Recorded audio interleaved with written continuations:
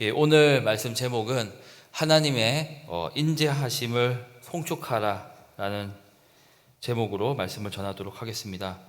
이 시편 103편의 말씀은 다윗이 쓴 시입니다.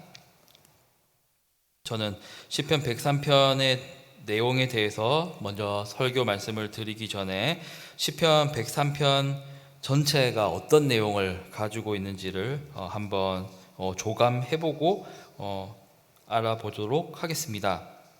이 103편이 가지고 있는 내용의 주제는 하나님께서 자신에게 선하게 대하셨음을 기억하고 찬송하라는 그런 내용을 담고 있습니다.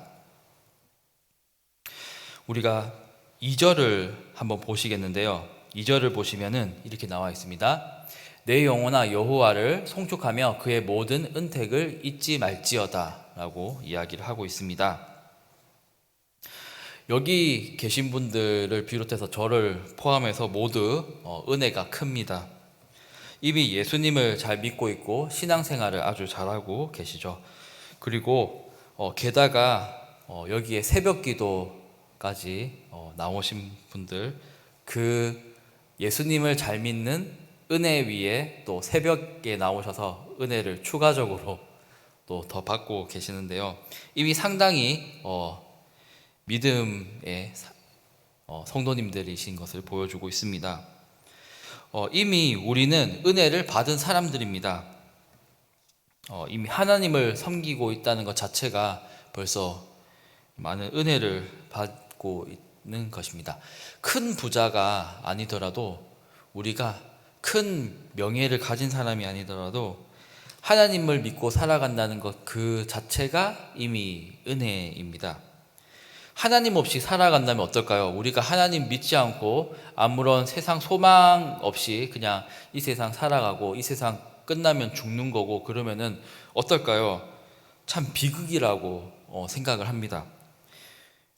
그 삶은 또 어둠 가운데서 헤매면서 살아가는 삶이 아닌가, 소망 없이 살아가는 삶이 아닌가라는 그런 생각이 듭니다. 저는 전도를 하러 나가면은 겪는 일이 있습니다. 예수님 믿으세요 하고 전도지를 줬는데 쳐다도 보지 않는 거예요. 그러면서 저 예수님 안 믿어요 하면서 그냥 지나갑니다. 뒤도 안 돌아보고 지나갔습니다.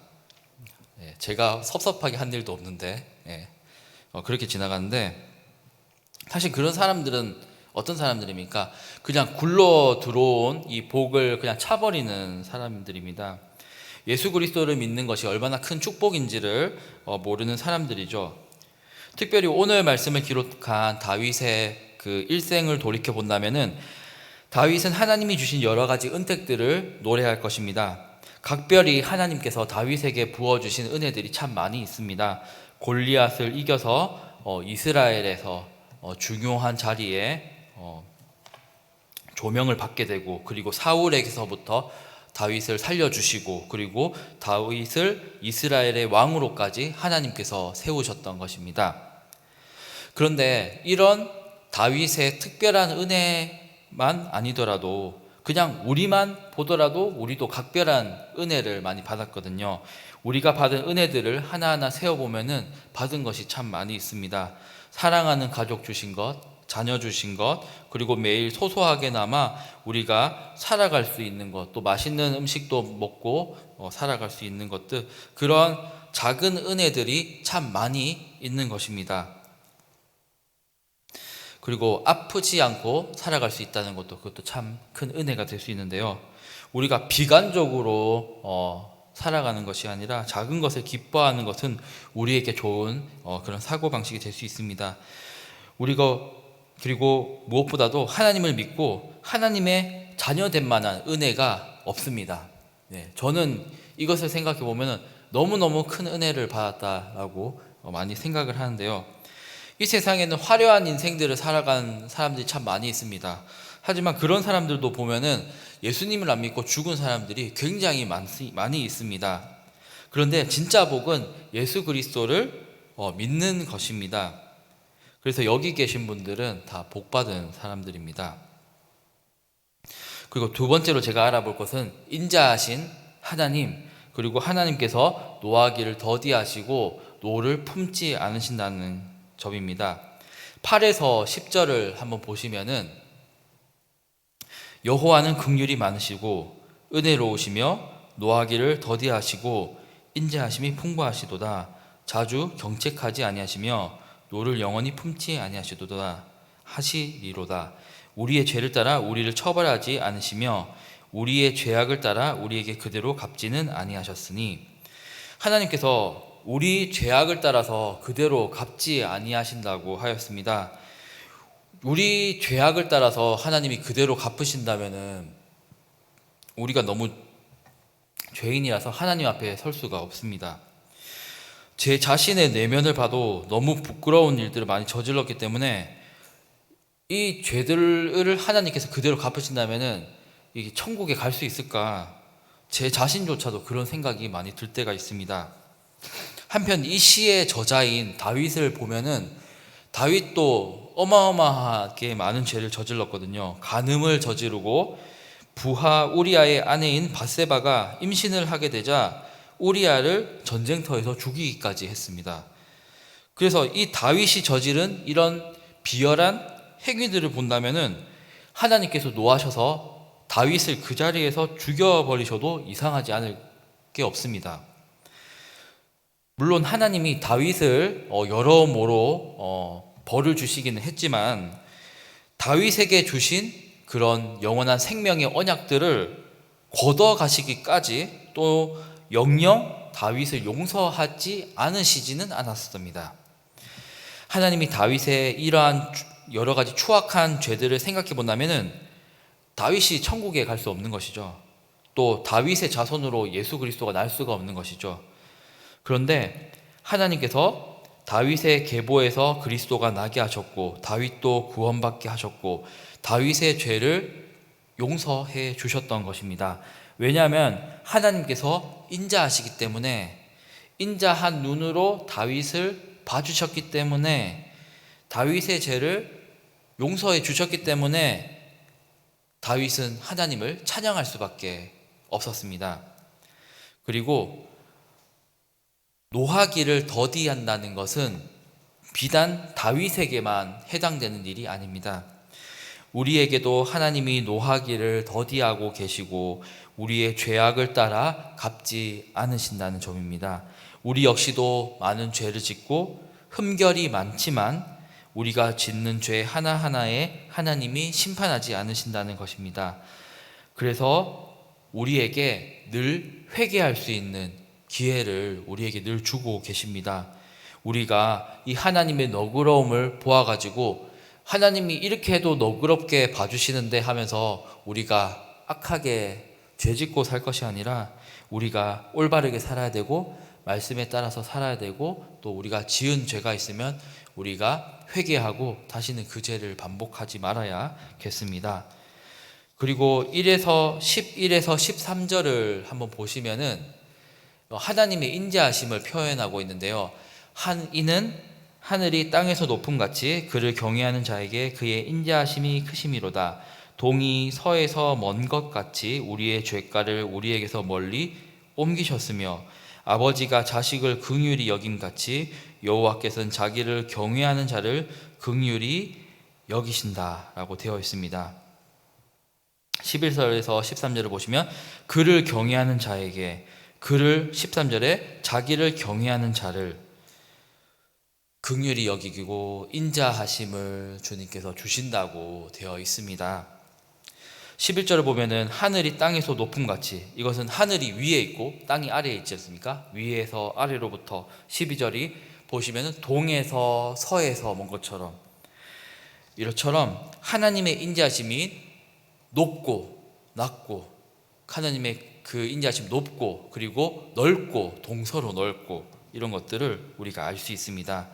그리고 13절을 보면은 아버지가 자식을 긍휼하게 여기는 것처럼 우리를 긍휼하게 여기신다고 되어 있습니다. 자신을 경외하는 자를 하나님께서 긍휼하게 여기시는 것입니다. 우리가 자녀를 바라볼 때에 그 느끼는 마음을 하나님께서 우리를 그렇게 느끼고 계신다는 것입니다. 자녀가 사랑받을 만한 하기도 하지만 사랑받지 못할 만한 짓을 해도 그래도 부모가 자녀를 사랑하고 있지 않습니까? 그런 것처럼 하나님께서 우리를 긍휼의 마음으로 그렇게 대하고 계신다는 점입니다. 그만큼 인자하게 우리를 지켜보고 계신다는 것이죠. 그리고 우리가 세 번째로 얘기하고 싶은 것은 인생의 무상함을 우리가 깨닫게 된다는 점입니다. 14절을 보시면 우리가 먼지와 같다. 먼지는 세상에서 가장 쓸모가 없는 게 먼지입니다. 그리고 15절은 뭡니까? 인생은 풀과 같다고 되어 있고 영화는 들의 꽃과 같다고 되어 있습니다. 꽃은 어떻습니까? 화려하지만 그게 오래 가지 않습니다. 주일날 여기 꽃이 예쁘게 있었거든요. 근데 지금 꽃이 없어요. 왜 없느냐? 시들어서 치웠어요. 예. 제가 수요일 예배를 봤는데 꽃을 봤는데 주일 때랑은 다르게 상태가 너무 안 좋았어요. 거의 반쯤 시들어 있었거든요. 예. 그와 마찬가지로 꽃도 처음에는 예뻐요. 예쁜데 그게 오래 가지를 못합니다. 찰납니다. 인생이 꽃의 화려함처럼 금방 이게 시들어 버리는 것이죠. 그래서 14절과 15절을 보면은 인생이 얼마나 허무한지를 다윗이 이야기를 하고 있습니다. 근데 무엇입니까? 인생의 이 허무함과는 반대되게 17에서 18절을 보시면은 제가 네 번째로 얘기하고 싶은 게 뭐냐면은 하나님의 인자하심은 영원하다는 것입니다. 인생의 것들은 굉장히 먼지 같고 꽃 같고 쓸모없고 별로 오래 가지 못하는데 하나님의 인자하심만큼은 영원하다는 것입니다. 17에서 18절을 보시면은 자기를 경외하는 자에게 하나님의 인자하심이 영원부터 영원까지 이른다. 영원부터 영원까지 이르는 하나님의 인자하심은 무엇입니까? 영생이고 우리를 영원히 하나님의 자녀 삼아 주신다는 것입니다. 그리고 하나님의 언약을 지키고 하나님의 법도를 기억하며 행하는 자에게 그것을 하나님의 인자하심을 영원부터 영원까지 베푸신다고 하셨습니다. 저는 구약 속에서 예수 그리스도를 읽으려고 합니다. 우리가 구약 성경을 읽을 때 어떻게 읽어야 할까요? 바로 구약 성경에서 예수 그리스도를 읽어내기 위해서입니다. 구약은 그림자입니다. 근데 예수 그리스도는 그 그림자의 실체입니다. 구약에 가리키고 있는 바는 예수 그리스도입니다. 구약의 성취는 바로 예수 그리스도입니다. 그리스도가 없이 우리가 그리스도를 생각하지 않고 구약을 읽게 되면은 어떻게 됩니까? 이 시편이 그냥 히브리 문학입니다. 옛날 히브리 사람들이 기록한 그냥 문학입니다. 그리고 열왕기 우리가 주일 오후 때 열왕기 듣는데 그것도 그냥 유대인의 역사입니다. 그런데 구약이 가리키고 있는 전체 주제가 무엇이냐면은 바로 장차 오실 예수 그리스도를 가리키고 있다는 점입니다. 그래서 저는 그리스도를 도출해내지 못하면은 그리스도를 구약에서 읽어내지 못한다면은 시편은 그냥 히브리 문학이고 결론이 없는 것입니다. 딱히 가려는 목적지가 없는데 우리가 여행 가려고 옷 입고 캐리어 끌고 그냥 나가는 것과 같습니다. 목적지 없이 그냥 여행하는 것과 같습니다.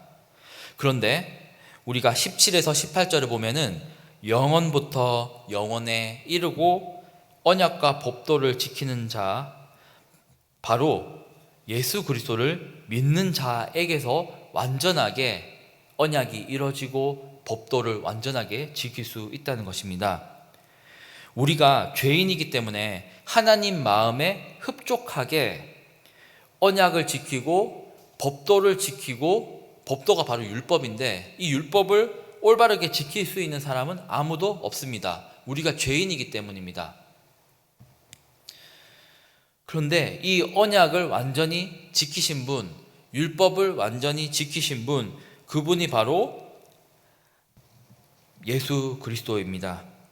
칼빈이 기독교 강요 2권 6장에 보시면은 그리스도의 성육신의 필연성에 대해서 이야기하고 있습니다. 왜 하나님의 아들이 사람이 되어서 와야 되는지에 대해서 이야기를 하고 있습니다. 칼빈이 왜 얘기를 하냐면은 우리가 예수 그리스도가 없으면은 하나님께 나아갈 수가 없기 때문입니다. 우리가 언약 지키고 법도를 지키는 것도 예수님 믿는 중보자이신 예수님을 통해서 하나님께 나아가기 때문입니다. 그리고 예수 그리스도를 믿는 자는 참으로 하나님의 법도를 즐거이 기쁘게 행할 수 있는 자가 됩니다. 웨스트민스터 대요리 문답 97문을 보면은 이렇게 나와 있는데요.